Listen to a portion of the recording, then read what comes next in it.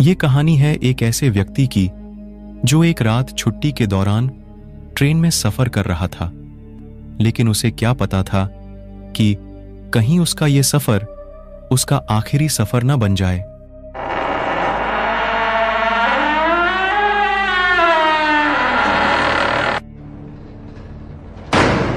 विशाल नामक 40 वर्षीय व्यक्ति 7 माह के बाद अपने भरे पूरे परिवार में लौट रहा था। विशाल शहर से बाहर नौकरी करता था। 7 महीने का अपना पूरा पैसा इकट्ठा करके वह अपने घर लौट रहा था।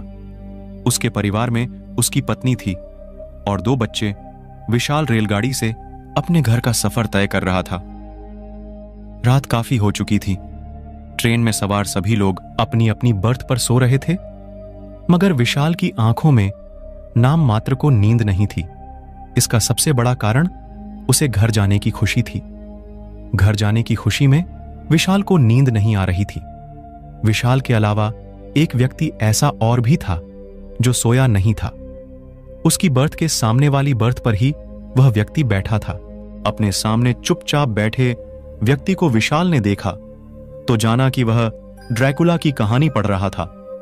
विशाल को लगा कि उसके सामने जो व्यक्ति बैठा है वह किताब पढ़ने के माध्यम से अपना वक्त बिता रहा है। शायद उसे भी नींद नहीं आ रही है। विशाल को लगा कि वह क्यों न अपने सामने बैठे व्यक्ति से बातचीत करने में अपना समय गुजारे। इसी इरादे के साथ विशाल ने उसे पुकारा। भाई साहब, किताब पढ़ रहे व्यक्ति ने उसकी आवाज को अनसुना सा करके उस पर कोई ध्यान नहीं दिया। भाई साहब, दूसरी आवाज पर उसने किताब नीचे करके विशाल को सपाट दृष्टि से देखा। उसके चेहरे पर भी सपाट भाव ही थे। इस बार विशाल तनिक संकोच के साथ बोला, मैंने आपको डिस्टर्ब तो नहीं किया? नहीं, सामने बैठा व्यक्ति सपाट स्वर में बोला। विशाल मुस्कुराकर उससे बातों का सिलसिला जारी रखते हुए बोला, आपका नाम क्या है? सूर्य प्रताप, वह बोला। ओह, विशाल ने हलक से सांस छोड़ते हुए कहा, क्या आप भी अपने घर जा रहे हैं? नहीं, सूर्य प्रताप ने भरे स्वर में कहा। तो फिर आप अपने घर से कहीं और जा रहे हैं? विशाल ने मुस्कुराते हुए सामान्य स्वर में कहा। प्रताप ने उसे इस नजर से देखा मानो वह कुछ ना कहना चाहता हो। विशाल चेहरे से ऐसा प्रकट करने लगा मानो बराबर संकोच कर रहा हो। फिर बोला, मैं आज 7 महीने बाद अपने घर वापस लौट रहा हूं। अपने परिवार से मिलने की खुशी में मुझे नींद नहीं आ रही है, इसलिए मैंने सोचा थोड़ा आपसे बात ही कर लूं। प्रताप कुछ ना बोला। वह उसकी बात पर सिर को इस तरह जुम्बिश देकर रह गया मानो उसकी बात पर सहमति जता रहा हो। प्रताप के हाव भाव से साफ जाहिर था कि वह बात करने के मूड में बिल्कुल नहीं था। वह निरंतर जता रहा था कि जैसे उसे इस समय बात करना बिल्कुल अच्छा न लग रहा हो, मगर आज तो जैसे विशाल चुप रहने के मूड में बिल्कुल नहीं था। वह बातों को बढ़ावा देते हुए बोला, भाई साहब, क्या आप भूत प्रेतों पर विश्वास करते हैं?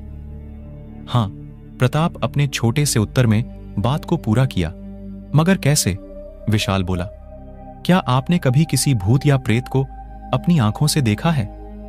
उसके प्रश्न पर प्रताप ने चंद लम्हों तक उसे ध्यानपूर्वक इस तरह देखा मानो उससे बहुत कुछ कहना चाहता हो, मगर ऐसा बिल्कुल नहीं हुआ। कुछ कहने के स्थान पर प्रताप ने किताब अपने चेहरे के सामने की और उसे पढ़ने लगा। विशाल ऐसा देख उलझ गया। उसकी समझ में नहीं आया कि प्रताप ने उसकी बात का कोई जवाब नहीं देकर अपना चेहरा किताब में क्यों छुपा लिया।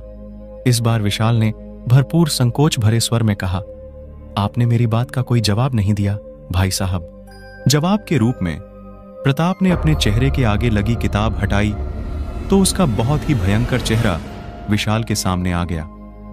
प्रताप का चेहरा इतना डरावना हो चला था कि यदि कोई मानव उस चेहरे को देखकर अपने प्राण भी गंवा बैठता तो हैरानी की बात नहीं थी।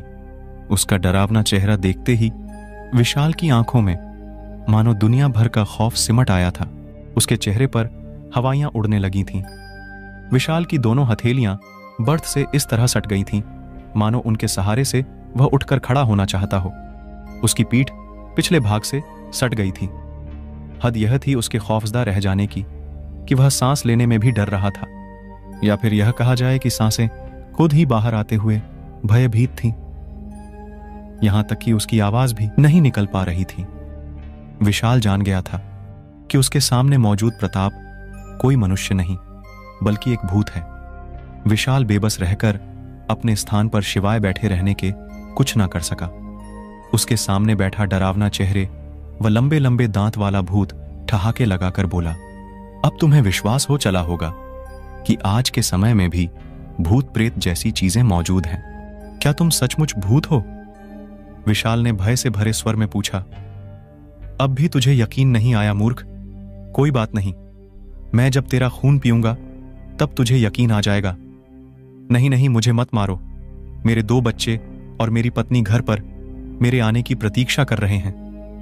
अगर मैं मर गया तो उनका सहारा छिन जाएगा। मुझे जाने दो।